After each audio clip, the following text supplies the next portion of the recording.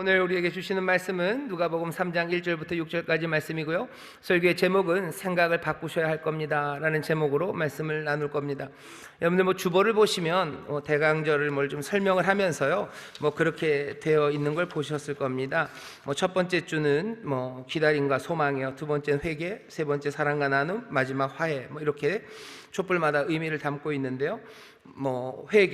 회개죠. 생각을 바꾸는 시간, 돌아서는 시간입니다. 오늘 생각을 바꾸셔야 된다고 설교의 제목을 정해놨어요. 근데 생각을 바꾸기 전에 우리가 생각하는 것에 대해서 조금 생각을 해봤으면 좋겠습니다.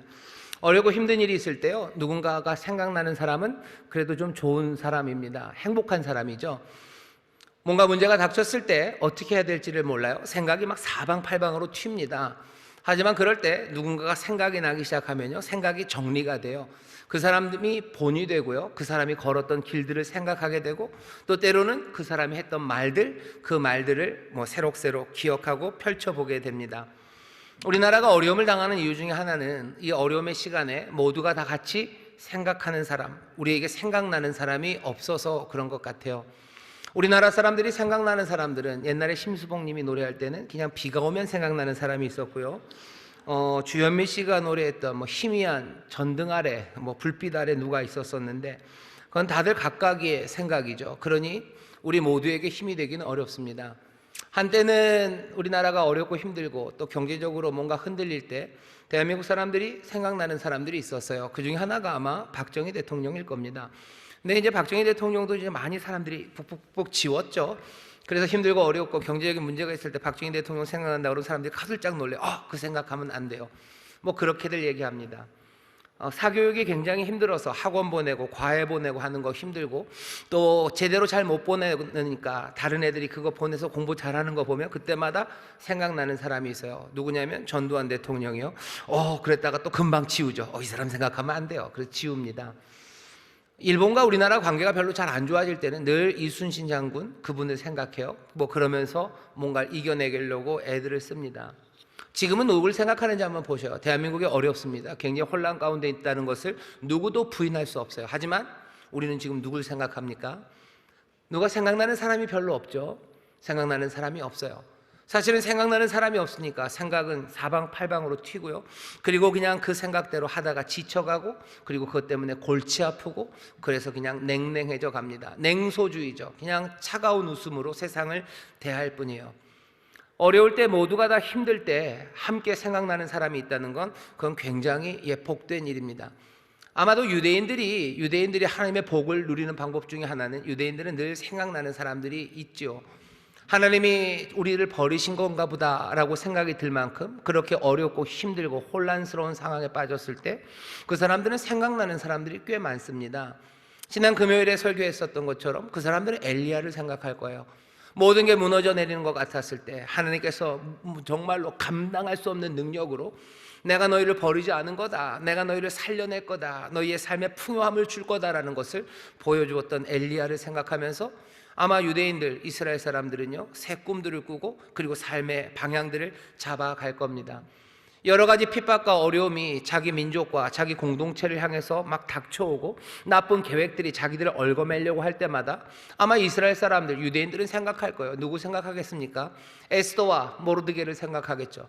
그렇게 세상이 우리를 함정에 빠뜨리려고, 우리를 죽이려고 하지만 결국은 하나님께서 우리를 죽이려는 그 장대, 그들을 매달았던 그 시절, 그 모르드게와 에스더의 이야기들을 생각할 거예요. 그러면서 아마 금식할 거고, 그러면서 기뻐할 거고, 그러면서 악한 꾀들을 비웃으면서 그렇게 유유자적 가야 될 그 길들을 걸어갈 겁니다. 그래서 아마 유대인들이 어려움 가운데도요, 방황하지 않고 가야 될 길들을 걸 수 있던 힘이 그들에게는 함께 생각하는 사람이 있었기 때문입니다. 만만치 않은 사람들이 있어요. 만만치 않은 사람들. 그 사람들은 누굽니까? 바로 교회예요. 그리고 하나님의 사람들, 그리스도의 몸된 교회를 이루는 성도들입니다. 우리는 생각나는 사람이 있어요. 세상은 어려울 때 생각나는 사람이 없을지 몰라도 우리는 늘 생각이 납니다. 우리의 삶이 힘들고 어렵고요, 혼란 가운데 빠지고 세상에 불의가 가득할 때 우리는 누구 생각합니까? 우리는 우리 주님 예수 그리스도, 이 땅에 오셔서 그 모든 불의를 다 겪으면서도 악을 악으로 갚지 않으시고 끝까지 의의 길을 따라 걸으시며 하나님의 구원과 승리를 만들어내셨던 그분, 우리 주님을 기억해요. 지금도 우리를 위로하시고 지금도 다스리는 그분을 우리는 생각합니다. 그러니 예수 믿는 사람들은요, 세상과는 좀 달라요. 세상 사람들은 어려울 때 함께 생각할 사람이 없어요. 아니, 있었다고 해도 서로 막 욕짓거리하고 뭐라 그러면서 그것들 다 지워버립니다. 그래서 남는 게 없어요. 점점 더 지쳐가고 골치 아파지고 세상은 냉소적이 되어가지만 예수의 사람들은 좀 다릅니다. 모두가 다 함께 기억하는 이가 있어요. 모두가 다 함께 구원하신 그분을 기억해요. 모두가 다 함께 우리를 치료하시고 사랑하시고 긍휼과 인자로 우리를 붙잡으시는 그분을 생각해요. 우리에게 소망을 주시고 꿈을 주시는 그분을 기억해요. 우리에게 늘 진리와 생명의 길을 알리시는 우리는 그분을 기억합니다. 그러니 예수 믿는 사람들은 이 땅에서 복된 사람들이에요. 뿐만 아니라 이 세상에 복이 될 수 있습니다. 모두가 다 어떻게 생각해야 될지 모르는, 생각나는 사람이 없어서 어떻게 생각해야 될지 모르는 그 사람들에게 정말로 생각할 일을 생각하면서 이 땅에 어떻게 생각해야 되고 어떻게 삶을 이어가야 되고 또 어떻게 우리의 삶을 새롭게 고쳐나가야 될지 그 본이 되고 앞서 걸어가는 사람들, 그 사람들이 우리들입니다. 우리는 빛을 본 사람들이에요. 그리고 이 땅에 어느샌가 빛이 된 사람들, 그 사람들이 예수의 사람들인 줄 믿습니다. 대강절은 그 빛을 생각하는 시간이에요.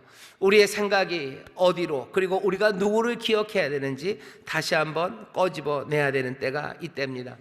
대강절 때가 되면 예수님 생각해요. 하지만 또 동시에 대강절이 되면 늘 생각나는 사람이 있습니다. 그 사람은 세례 요한이에요. 오늘 세례 요한을 우리가 볼 겁니다. 다시 한번 기억하면서요, 우리의 생각을 바꿔야 하는 시간입니다. 안 그러면 이 혼란의 시간에 우리도 세상처럼 그냥 방황하고 어떻게 생각할지 몰라서 지쳐가고 그리고 그래서 아프고 그래서 냉소적이 되어갈 거예요. 하지만 세례 요한을 함께 기억하면서 우리의 생각이 새로워지고 우리의 생각이 뜨거워지고 그리고 우리의 생각이 생명의 길로 나가게 될 줄 믿습니다. 자, 여러분들 생각을 바꿀 준비를 하셔요. 세례 요한을 생각하며 우리의 생각을 바꿀 겁니다. 먼저 첫 번째입니다. 오늘 우리에게 주신 말씀을 보면요, 처음 시작이 이렇게 됩니다. 디베료 가이사가 위에 있은지 15해 곧 본디오 빌라도가 유대의 총독으로 또 헤롯이 갈릴리의 분봉왕으로 그 동생 빌립이 이두레와 드라고니 지방의 분봉왕으로 루사미아가 아빌레네의 분봉왕으로 안나스와 가야바가 대제사장으로 있을 때라고 세례 요한이 이제 시작하는 사역을 누가가 기록하기 시작합니다. 누가가 하는 일은요, 첫 번째 뭐예요? 지금 이 그리스 로마 시대 그 문화에서 역사책을 쓰는 그 방식 그대로 누가가 3장 1절서부터 써내려가기 시작해요. 누가는 지금 뭘 흉내내고 있어요? 역사책 흉내내고 있습니다. 아니, 흉내가 아니라 누가는 내가 지금 역사책을 쓰고 있다고 생각하는 거예요. 역사책은 늘 이런 식으로 써요. 누구 왕 몇 년 때 뭐 이렇게 시작을 합니다. 세례 요한을 설명하면서 그냥 먼 옛날 이렇게 하지 않아요. 지금 누가는 역사를 말하고 있다고 지금 우리에게 알려주는 겁니다. 사실은 이 역사 때가 언제인지 알려면 디베료 가이사가 위에 있은지 15해 그냥 그걸로 충분해요. 뒤에 있는 사람들 이름은 그 시간을 정하는데 별 의미가 없습니다. 왜냐하면 본디오 빌라도가 유대 총독으로 있었던 시간이 꽤 길어요. 꽤 깁니다. 그 시간에 언제 알 수가 없죠. 헤롯이 갈릴리의 분봉왕이었을 때 그때가 언제인지 알 수가 없죠. 기간이 기니까. 사실은 기간을 딱 정할 수 있는 건 앞에 있었던 디베료 가이사가 위에 있은 지 15해 15년째 딱 이 말이 연도를 정하는 걸로는 충분합니다. 디베료 가이사 그러면 가이사는 로마의 황제라는 뜻이고요. 디베료가 이름입니다. 여러분 역사책을 보면 티베리우스라고 되어 있을 거예요. 티베리우스가 로마의 황제였을 때 사람들 말로는 한 AD 14년쯤 그때 티베리우스가 로마의 황제가 됐어요. 그러고서 15년째 되는 해니까 아마 서기로 한 28년쯤 되는 해일 겁니다. 그러니까 AD 28년에 라고 시간이 딱 정해져요. 이건 역사를 지금 쓰고 있는 겁니다. 누가 총독이었는지 그때, 누가 갈릴리의 분봉왕이었는지 누가가 또 그 이야기를 써요. 이건 시간만 알려주는 것은 아니에요. 그 당시에 있었던 모든 힘들에 관해서 설명해 줍니다. 왜 이런 이야기를 해요? 여러분들이 아마 생각을 바꾸셔야 될 겁니다. 성경의 이야기가 그리고 복음이라는 것이 그냥 우리의 마음 아니면 어쩌면 먼 알 수 없는 과거의 어떤 동화의 나라에서 이루어지고 있는 이야기가 아니에요. 우리의 마음을 따뜻하게 하려면 동화로 충분합니다. 그죠? 헨델과 그레텔이 어디 살았는지 뭐 꼭 알아야 됩니까? 인어공주가 살았을 때가 몇 년인지 그게 중요한가요? 안 중요하죠. 흥부와 놀부가 몇 년에 살았는지 중요합니까? 중요하지 않죠. 그냥 그거 이야기 듣고 마음 따뜻해지고 거기에 대해서 교훈 받으면 돼요. 그런데 지금 누가는 뭐라는 거예요? 이건 지금 우리의 마음을 따뜻하게 하고 감동을 주려는 이야기가 아니에요. 이건 뭐예요? 이건 역사책이다라고 지금 쓰고 있는 겁니다. 하나님의 나라가 임한다라고 했을 때 그게 그냥 우리의 마음을 따뜻하게 해주는 이야기고 우리에게 그냥 소망을 주는 이야기다라고 여러분들 생각하셨으면 여러분들 생각을 바꾸셔야 돼요. 하나님의 나라가 임한다는 건 다른 것 아니에요. 정말로 이 역사 가운데 임하는 겁니다. 주님이 다스린다 싶는 이야기는요, 그냥 내 마음에 있는 미움을 없애시고 내 마음에 있는 슬픔을 몰아내신다? 아니요. 주님이 다스리는 건요, 내 마음의 미움을 뽑아내시고 내 마음에 있는 분노를 다스리는 거, 그건 넘어서 정말로 이 땅에 누구예요? 헤롯과 빌립과 그리고 그 빌라도와 그리고 로마 황제 디베리우스, 그 모든 다스림에 부딪히셔서 주님이 지금 다스리신다는 이야기예요. 여러분들 생각 바꾸셔야 될 겁니다. 하나님의 나라는 이 역사 가운데 임하셔요. 주께서 이 땅을 다스리시고 주께서 세상을 통치하신다고 말할 때는 뭐예요? 세상에 있는 이 모든 권세들, 이 권세들과 맞부딪히셔서 주께서 지금 다스리고 계십니다. 내 삶에 임하시는 거예요. 2021년 12월 여기 인천 바로 이곳에서 주께서 다스리기 시작하는 줄 믿습니다. 여러분 이 믿음을 놓치시면 안 됩니다. 이것 아셔야 돼요. 그래야 주님의 다스리심을 내 삶 안에, 내 마음 아니면 동화의 따뜻함이 아니라 내 삶의 현장, 이 역사라고 이루어지는, 손에 만져지는 이 곳곳에서 주가 다스리는 것들을 보게 될 거고, 그리고 그것들을 기대하고 소망하기 시작하는 겁니다. 우리의 기도가 달라져요. 하나님이야 내 마음에 평안을 주셔요. 그냥 내 마음 편하게 해주세요. 내 마음에 있는 분노와 미움을 없애주세요. 그 기도로 끝나지 않아요. 정말로 여기 악한 다스림들 하나님 깨뜨리시고 주께서 이 문제 해결해 달라고 우리의 기도가 달라져요. 세상을 보는 게 달라져요. 아침에 문을 열고 나가는 그 발걸음이 주와 함께 나가는 발걸음이고, 주의 다스림, 주의 나라를 내가 걷기 시작하고 있다는 것, 그것들을 새로이 보기 시작합니다. 대강절 오늘 우리에게 주시는 말씀이에요. 여러분의 생각을 바꾸셔야 될 겁니다. 하나님의 나라, 주의 놀라우시는 구원은 바로 이 역사, 이 현실에서 이루어지는 줄 믿습니다. 이게 첫 번째 바꿔야 되는 생각이에요. 현실의 역사, 여기에서 하나님의 이야기, 구원과 하나님의 나라의 이야기가 펼쳐집니다. 두 번째, 오늘 이 말씀을 보시면요, 이 말씀을 보시면 세례 요한을 설명해요. 언젠지 역사책처럼 설명합니다. 그 다음에는 구약 성경에서 선지자를 소개하는 방식으로 세례 요한을 설명해요. 선지자들이 등장할 때는 늘 그런 식이에요. 에스겔서 1장을 여러분들 보시면요, 에스겔 선지자가 자기가 선지자가 된 이야기를 전합니다. 늘 이런 식이에요. 첫 번째는 주의 말씀이 임해요. 누구에게? 이름이 나와요. 에스겔입니다. 그리고 그 다음에는 에스겔이 누구의 아들인지가 나와요. 언제 어디에서 임했는지가 나옵니다. 그래서 에스겔서 1장을 보면요, 그렇게 되어 있어요. 주의 말씀이 부시의 아들 부시의 아들 제사장인 나 에스겔에게 임해요. 언제 임합니까? 어디서 임합니까? 그발 강가에서 임해요. 언제? 여호야긴이 사로잡힌 지 5년 되었을 때 여호와의 말씀이 나에게 임했다고 얘기해요. 여기도 똑같습니다. 사가랴의 아들 요한에게 언젠지는 앞에 1절에서 길게 얘기했어요. 어디서입니까? 빈 들에서 여기 있는 사가랴의 아들 요한에게 임합니다. 이 얘기가 전하는 바는 이 요한은 선지자라는 이야기예요. 이 요한은 구원자로 온 건 아닙니다. 요한은 선지자로 왔습니다. 그런데 재밌는 건 이 위대한 일이, 선지자라는 위대한 일이 앞에 여러 가지 중요한 사람들 이름이 쭉 나왔어요. 하지만 그 사람들이랑은 상관없어요. 그 사람들 말고 왜 이런 사람들 이야기를 쭉 했을까? 심지어 안나스와 가야바라는 대제사장의 이야기까지 했어요. 하지만 그 모든 것들을 하나님이 다 패스하시고 하나님의 말씀은 사가랴의 아들 요한에게, 그것도 빈들에 있는 그에게 임합니다. 예루살렘에 임하지 않아요. 그리고 로마의 총독이 있는 가이사랴에 임하지도 않아요. 그리고 또 로마의 황제가 있는 그 귀한 로마에 임하지도 않아요. 빈들에 있는 사가랴의 아들 요한에게 임합니다. 여러분들의 생각을 아마 바꾸셔야 될 겁니다. 뭐요? 하나님께서 위대한 일을 맡기실 때 빈들의 무명의 사람에게 그 일을 맡기셨어요. 왕들에게 맡기신 거 아닙니다. 제사장들에게 맡긴 것 아닙니다. 정말로 그렇게 약속하셨고 정말로 그렇게 행하셔요. 마리아가 노래를 한 게 누가복음 1장 52절에 나와요. 권세 있는 자는 그 위에서 내리치셨으며 비천한 자를 높이셨고, 그 하나님의 구원이 이루어지는 방식을 노래한 그 노래 그대로 여기 당장의 3장에서 이루어져요. 온갖 이름들을 하나님이 다 아십니다. 디베료를 아셔요. 본디오 빌라도를 아셔요. 헤롯을 아셔요. 빌립을 아셔요. 다 아셔요. 안나스가 거기 있다는 거, 가야바가 거기 있다는 거 다 아셔요. 몰라서 그냥 아는 게 빈들에 있는 사가랴의 아들 요한이어서 그 사람 부른 게 아니에요. 몽땅 다 아십니다. 어디에 그들이 있는지 다 아십니다. 그런데도 불구하고 빈들에 있는 이 사람 요한에게 위대한 일을 맡기러 그 주의 말씀이 오신 거예요. 여러분들 생각을 바꾸셔야 됩니다. 생각을 바꾸셔야 돼요.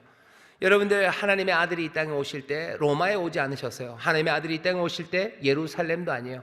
예루살렘에서 한 15km쯤 떨어진, 어쩌면 총 쏘다가 빗 맞은 것처럼 그렇게 베들레헴이라는 작은 곳, 거기 마구간 말구유로 오십니다.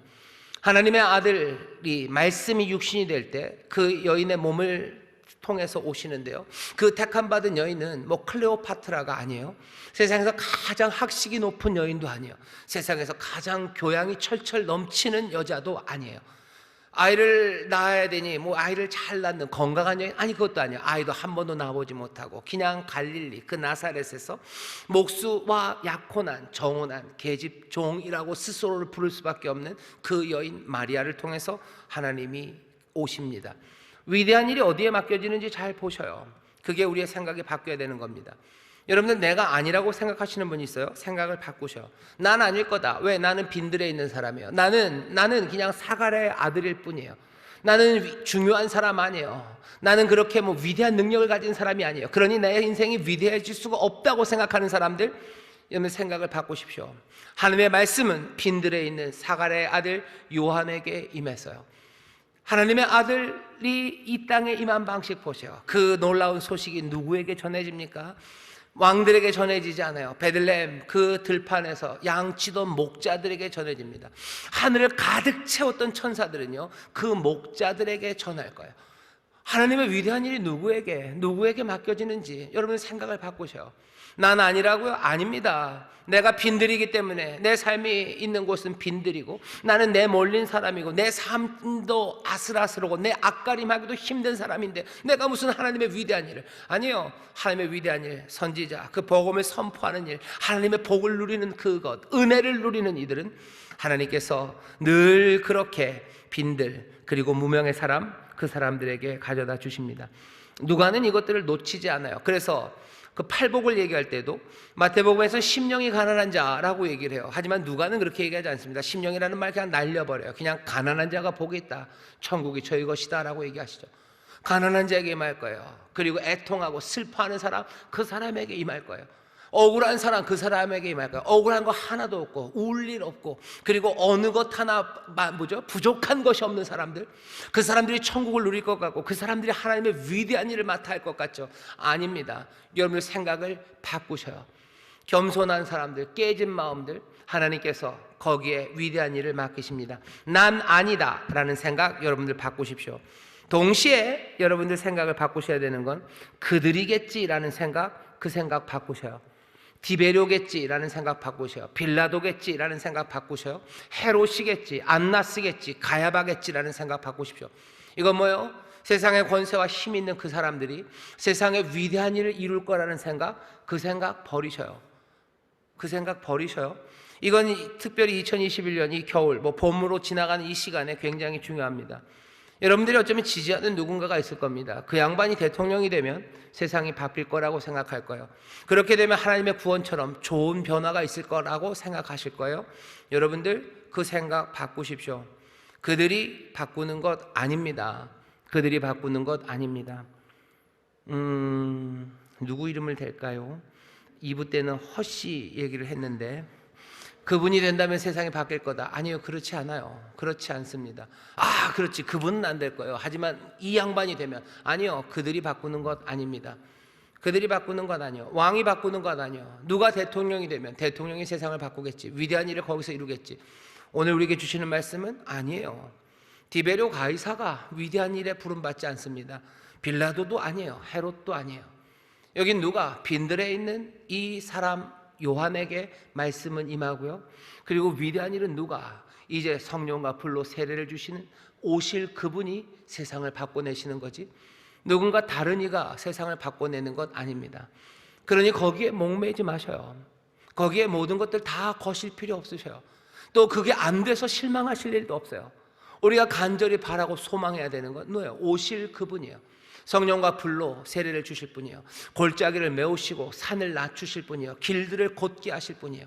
모든 육체를 구원하실 그분, 그분이 위대한 일을 이루실 구원자시지, 세상에 그들이 세상을 구원할 사람들이 아닙니다. 여러분들 생각을 바꿔주셔요. 아마 거기서부터 삶의 태도, 그리고 우리의 고민들, 그리고 어쩌면 우리의 기도가 바뀌기 시작할 겁니다. 자, 또 생각을 뭘 바꿔야 됩니까?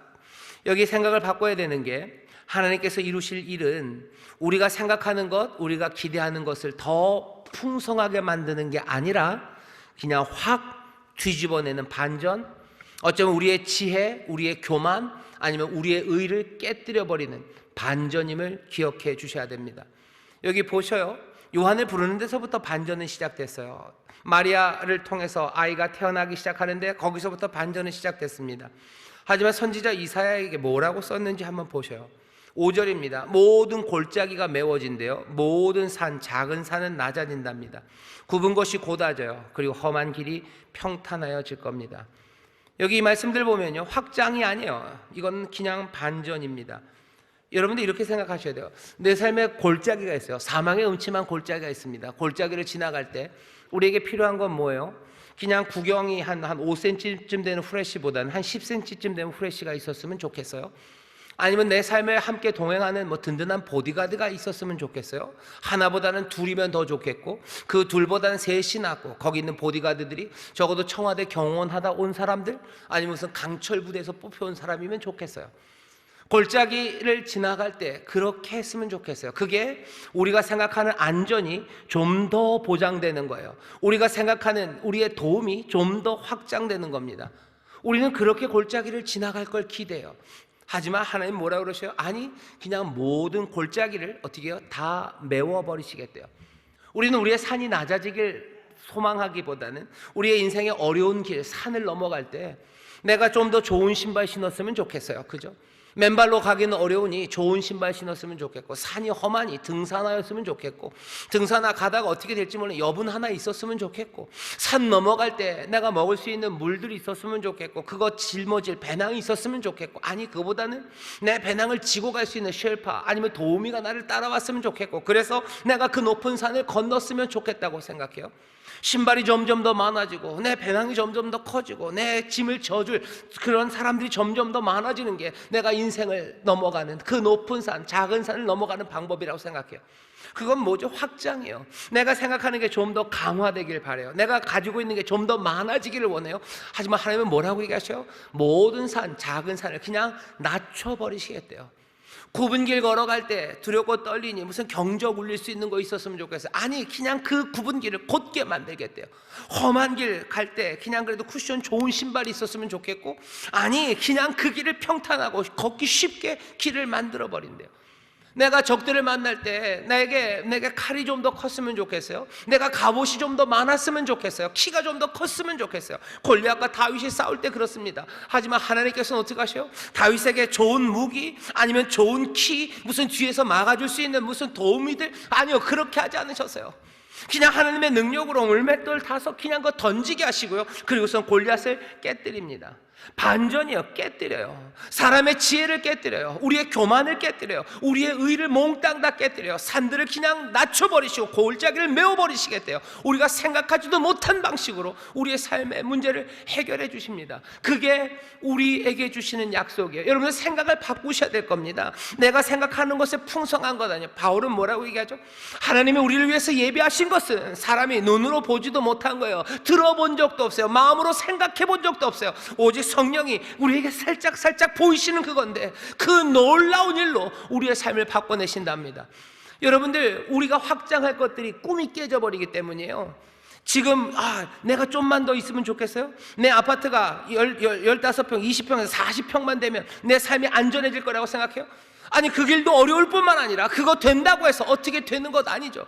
그거 그거 비싸지면 좋습니까? 뭐 종부세 내야 돼요. 재산세 많아져요. 그거 내 자녀들에게 제대로 주실 수 있을까? 아니요, 문제가 해결이 안 됩니다. 그러니 어떻게 되는 거예요?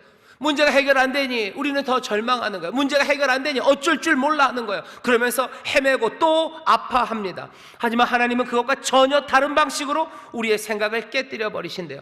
우리가 꿈꿀 수 없는 것들을 꿈꾸기 시작하게 하셔요. 우리가 상상도 못했던 것들을 보게 하시고 그것들을 우리에게 주셔요.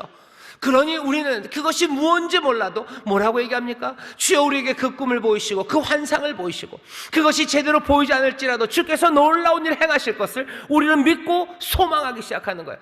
아이고, 아무것도 안 됩니다. 아니요, 아무것도 안 된다는 거 나도 알아요. 하지만 하나님은 그건 넘어서 이 모든 것들을 뒤집어내는 일로 역사하실 것, 그것을 믿는 겁니다. 그러니 우리는 끝까지 소망할 수 있습니다. 여러분들 생각을 바꾸셔야 될 거예요. 하나님이 우리에게 행하시는 구원은 우리가 알고 있는 것을 확장시키고 강화시키는 것이 아니라 우리의 모든 것들을 깨뜨리시며 그 모든 것들을 뒤집어내시는 놀라운 은혜와 놀라운 기적과 놀라운 환상의 역사를 준비하고 계신 줄 믿습니다. 우리는 그렇게 믿는 사람들이에요. 그러니 아무리 계산해도 안 되고 아무리 생각해봐도 빠져나갈 구멍 없어도요, 우리는 뭐라고 얘기하는 거예요? 주께서 우리를 건지실 거라고 우리는 노래하는 사람이에요. 아무리 생각해봐도 회복의 기미가 어디도 보이지 않아도 주께서 놀라운 일을 행하실 거라고 그렇게 말하는 사람들입니다. 여러분들 그런 믿음의 사람들 되시기를 주의 이름으로 축원합니다. 사람들 우리가 그런 말하면 뭐라 그래요? 그렇게 말하면 아이고 니들 하는 말이 터무니없다고, 그렇게 부질없이 말할 필요 없다고 얘기해요. 약간의 말장난 같지만 사람들의 얘기에 여러분들 답해 주셔요. 우리가 터무니없는 이야기를 합니까? 우리는 터무니없는 이야기 하는 건 아닙니다.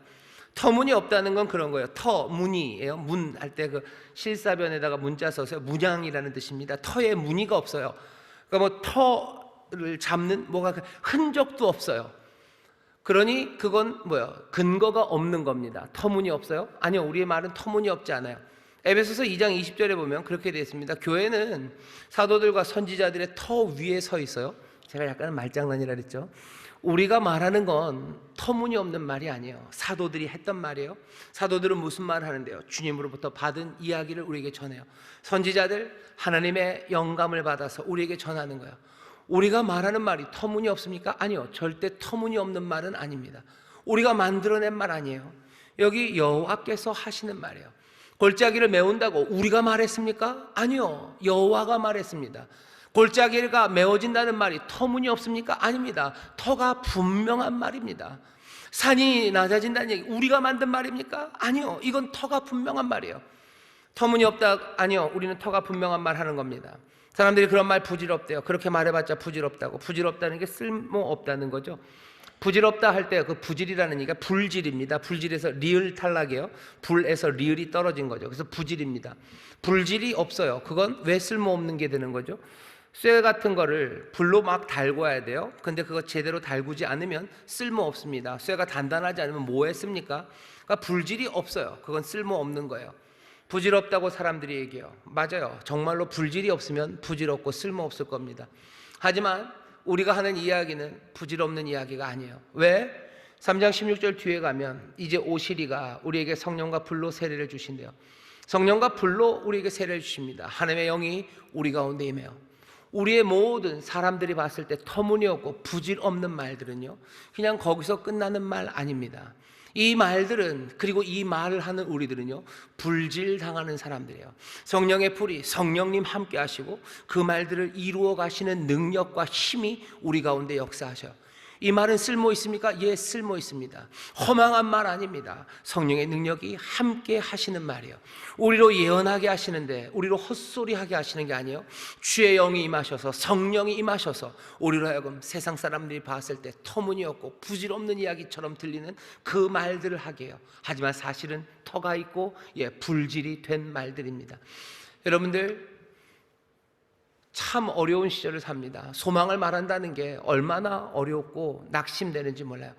자녀들에게, 그리고 힘들어하고 아파하는 사람들에게, 어디에도 뭔가가 강화되고 더 확장될 게 없는 사람들에게 그 모든 것들을 깨뜨리시고 하나님께서 이제 새 일을 행하신다고, 꿈 같은 일, 그 일을 행하신다고, 염려하지 말라고 말하는 게 그게 어디 쉽습니까? 하지만 여러분들 생각을 바꾸셔야 돼요. 확장할 것 안 보이고 강화시킬 것 안 보이는 그때에도 생각을 바꾸셔서 이 부질없고 어쩌면 터무니없을 것 같은 이 말들이 정말로 하나님의 약속의 터가 굳게 잡혀있고 성령의 불, 성령의 능력으로 하는 말임을 여러분들 믿으시면서요, 여러분들 소망을 말하셔요. 하나님이 도우신다고 얘기하셔요. 하나님께서 새롭게 하신다고 말씀하십시오. 여기에 하나님의 귀한 역사가 시작되는 줄 믿습니다. 생각을 그렇게 바꾸셔요. 내가 강화시키고 확장될 것 없어도 성령의 놀라우신 능력과 그리고 하나님의 약속 안에서 나는 꿈을 말하기 시작해요. 나는 환상을 말하기 시작해요. 그리고 하나님이 주시는 그 비전들, 그 믿음과 소망의 말들을 시작하게 되는 줄 믿습니다. 마지막으로 네 번째, 여러분들이 생각을 바꾸셔야 될 것은 오늘 말씀에서요, 누가가 지금 하고 있는 일은 이사야서를 인용하는데 이사야서 40장 3절을 보통 마태, 마가, 요한은 인용하고 끝냅니다. 광야에 외치는 자의 소리가 있어 가로되 너희는 주의 길을 예비하라, 그의 첩경을 평탄케 하라. 여기까지만 인용해요. 근데 누가는 이사야서 40장 3절만이 아니라 4절 5절을 오늘 5절 6절에 계속 연결해서 씁니다. 5절 6절을 읽어보시면 눈에 딱 띄는 게 있어요. 뭐냐면 모든이라는 말입니다. 모든 골짜기가 메워질 거예요. 모든 산과 작은 산이 낮아질 거예요. 모든 육체가 하나님의 구원하심을 볼 겁니다. 오늘 생각을 바꾸셔야 돼요. 뭐냐 하면 우리는 내 골짜기가 메워지기를 바랍니다. 그리고 내 산이 낮아지기를 바라요. 아니면 좀 더 마음을 넓혀서 내 자녀의 골짜기가 메워지기를, 내 자녀의 산이 낮아지기를, 내가 주의 구원을 보기를, 그리고 내 자녀가 주의 구원을 보기를 바랍니다. 하지만 이사야서 그리고 누가가 오늘 우리에게 다시 한번 새롭게, 다시 정확하게 봐라라고 강요하듯 특별하게 내어놓는 것은 그 모든이라는 말이에요. 모든 골짜기가 메워질 겁니다. 모든 산들이 낮아질 거예요. 모든 육체가 주의 구원을 볼 겁니다. 여러분의 생각을 바꾸셔야 돼요. 하나님이 내 골짜기를 메워주십니까? 예. 왜 아닙니까? 하나님이 내 산을 낮춰주십니까? 예, 맞습니다. 하나님이 나에게 하나님의 구원을 보게 하십니까? 예, 맞습니다. 하지만 생각을 바꾸실 것은 모든 골짜기, 모든 산, 모든 육체라고 말씀하셨던 그것들을 다시 한번 보셔야 돼요. 예수 믿는 사람들은 굉장히 이기적이라고 사람들이 얘기합니다. 지들만 구한대요. 아니요, 우리는 이기적인 사람 아닙니다. 누구보다도 안 이기적인 사람들이 우리들입니다. 우리는 뭘 기도해요? 모든 골짜기가 메워지기를 기도하고요, 우리는 그것들을 노래하는 사람이에요. 내 골짜기 메워지는 거, 그것만 바라는 사람 아닙니다. 우리는 모든 산들이 낮아지기를, 모든 육체가 주의 구원과 영광을 보기를 노래하고 기도하는 사람들이 우리들이에요. 혹시라도 여러분들이 이 모든이라는 말을 놓쳤다면 생각을 바꿔주셔요. 여러분들, 대강절 빛이 임하는 시간이에요. 주님을 만나는 시간이에요. 주님을, 빛을 진리 가운데서 어떻게 만납니까? 어쩌면 이 생각이 바뀌면서요, 모든 골짜기구나, 모든 산들이구나, 모든 육체구나. 내가 기도가 달라져요. 그리고 거기에서 여러분들 빛이 임하는 것을 보기 시작합니다. 내 기도가 달라지면서 내가 소망하는 게 달라져요. 내 삶의 태도가 달라져요. 내가 숨 쉬는 게 달라져요. 제가 분명히 압니다. 여러분들이 이 말씀으로 생각이 바뀌기 시작할 때요, 여러분들 가슴이 넓어지기 시작해요. 그리고 하나님의 은혜, 그 은혜 앞에 감격하기 시작해요. 그리고 내 삶이 길을 잃은 게 아니라 내가 빛을 보고 내가 길을 찾았다는 것, 그것들을 내가 알기 시작합니다. 모든 골짜기가 메어지고 모든 산들이 낮아지고 모든 육체가 주의 구원을 보게 될 겁니다. 여러분 그렇게 기도하기 시작하셔. 그리고 어떻게 하셔? 내 삶에, 우리의 삶에 이 모든이라는 것을 배제하려는 시도들, 그것들을 보시고 그것들을 치우셔야 돼요. 오지 말라고, 네가 올 자리는 없다고, 방 없다고 얘기하는 그 말들을 치워내기 시작해야 됩니다. 거기에 하나님의 은혜와 구원, 그리고 그 빛이 보이기 시작할 거예요. 그리고 이 어려운 세상에서 도대체 무엇을 해야 될지 아무 생각나지 않다가도 예수님 보며, 여기 있는 이 세례 요한을 보며 어떻게 생각해야 되고 무엇을 행해야 되는지 그것들이 보이기 시작합니다. 4가지 말씀드렸어요. 이 일들이, 하나님의 나라와 주의 구원이 그냥 먼 동화의 얘기가 아니라 이 땅에서 역사라고 말씀드렸어요. 여기 이 위대한 일은 빈들에 있는 사람에게 맡겨졌다는 것, 그것을 통해서 내가 아니다라는 생각 바꾸시고 또 그들이겠지라는 생각, 그 생각 바꿔내셔야 됩니다. 그러면 세상이 달리 보여요. 내가 해야 될 일들이 보여요. 또 하나님이 하시는 일은 내 삶을 더 강화하고 확장하는 게 아니라 정말로 하나님께서 이 모든 것들을 깨뜨리고 뒤집으시는 놀라운 일이라는 것. 어쩌면 여러분들은 누구보다도 세상 기준으로 터무니없고 부질없는 말들 하기 시작하는 사람들입니다. 하지만 이 말이 터무니없는 말 아니고 부질없는 말 아님을 분명히 믿는 사람들이에요. 그때 내가 해야 될 말들이 생각납니다. 그리고 내가 다가가야 될 사람들이 보이기 시작해요. 더 이상 힘들고 어렵다고 주저앉아 있고 세상을 향해서 냉소적으로 대할 수 없어요. 지쳐 있을 수 없어요. 하나님께서 그렇게 일하신다는 걸 알면 새 힘과 용기가 우리 가운데 쏟아 부어지고 점점 채워집니다. 세상을 향하여 냉소로 대했던 것들이 아니에요. 냉의 반대죠. 뜨거움이 되고요. 그냥 차가운 비웃음이 뜨거운 눈물이 되기 시작해요. 뜨거운 눈물로 살아가기 시작합니다. 내 안에 용기가 생겨요. 내가 확장하고 강화할 공간과 능력은 없어요. 하지만 하나님께서 이 모든 것들을 깨뜨리고 새 일을 행하실 것, 그것으로 생각이 바뀐 사람들, 그 사람들 할 말이 많습니다. 찾아가야 될 사람 많습니다. 대강절은 이런 변화를 누리는 시간이에요. 모든 일하는 걸 보기 시작하면 또 삶이 바뀝니다. 자, 마지막으로 교장 선생님 같네요. 얼마 바로 제가 마지막으로 그랬는데 정말 마지막으로입니다. 마지막으로 바꿔야 되는 생각 하나는, 여러분들이 이 세례 요한의 이야기를 듣는 사람이다 라는 생각에서 우리가 이 세례 요한과 같은 사람이구나라는 것으로 생각을 바꾸셔야 돼요.